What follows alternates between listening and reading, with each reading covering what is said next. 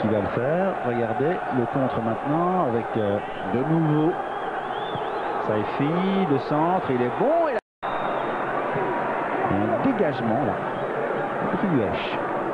De nouveau chez les Van der Raak qui doit frapper.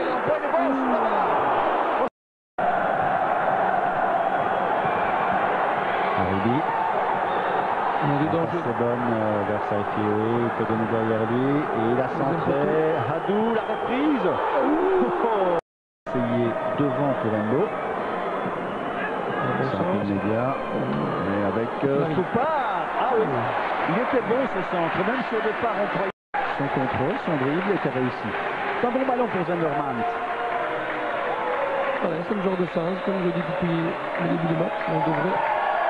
Mant avec Mbo qui est un ménage.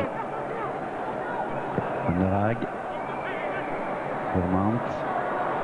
Ah oui, elle est bonne, Vermant, le goal. Van der Raak. Van der Berg.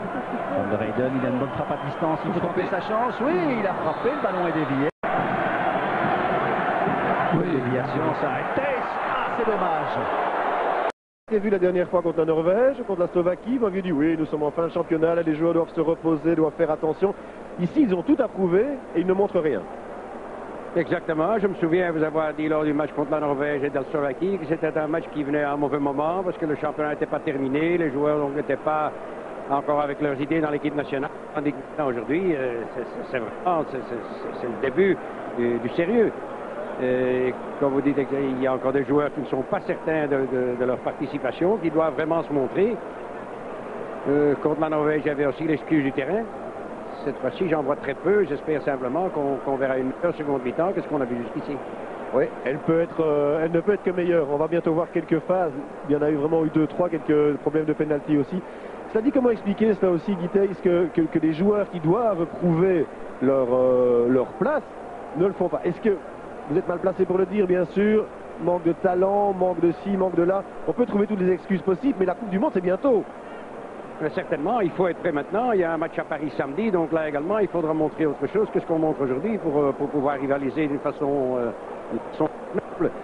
Donc l'équipe de base devrait être prête pour le moment. Il est vrai qu'il y a quelques joueurs qui sont un petit peu au repos et qui relèvent de blessures. Il y a encore quelques problèmes, il faut chercher.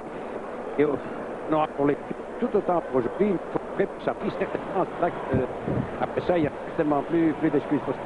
Est-ce que les Diables Rouges n'essaient pas plus de ne pas prendre de but que d'en marquer? Parce que les Algériens restent très groupés, mais les Belges ne sortent pas beaucoup non plus, ne prennent pratiquement pas de risques. Il est un fait que vu de la tribune, j'ai souvent vu un attaquant esselé tout à fait et 4 en ligne derrière. Donc ça c'est certainement un, si pas 2 de trop, je crois qu'à ce moment-là, je crois que Robert aura bien donné les consignes nécessaires à la mi-temps pour faire quelques changements aussi au point de vue occupation de terrain, s'intégrer un petit peu plus.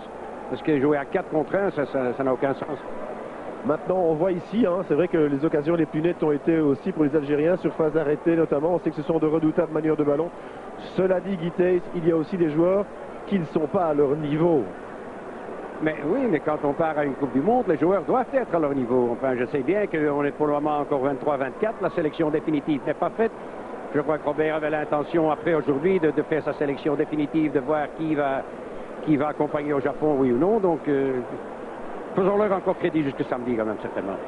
Après, ça va commencer à se rétrécir. Merci beaucoup, Guiteis, avec toujours votre sagesse et votre sens diplomatique, alors qu'on le revoit ici aussi, la possibilité de Marc Wilmots, donc une mi-temps.